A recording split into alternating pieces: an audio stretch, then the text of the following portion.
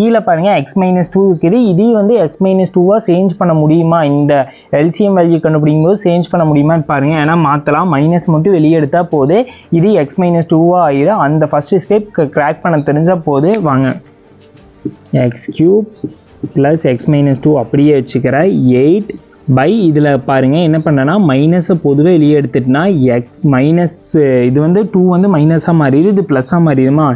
X minus 2 வந்துருமா? இந்த minus வந்து நான் சென்டரில் போட்டுக்கிறேன், அவ்வளோதான். இப்போ பாருங்கள் எல்சிஎம் எடுத்திங்கன்னா எக்ஸ் மைனஸ் 2 வருதா, மேலே இருக்கிறதுக்கு எக்ஸ் கியூப் மைனஸ் 8 வருமா எல்சிஎம் எடுத்தா. இப்போ என்ன பண்ணுறீங்கன்னா இது பாருங்கள், இது வந்து ஏ கியூப் மைனஸ் பி கியூப் வடிவத்தில் எழுதுன்னு 8 வந்து எதோட பவர் 3 எழுத முடியும் ஃபஸ்ட்டு ஃபைன் பாருங்கள். ஏன்னா 2 பவர் 3 எழுதலாமா? By x minus 2. இப்போ பாருங்கள் a cube minus b cube formula என்னென்னா a minus b into a squared plus ab plus b squared.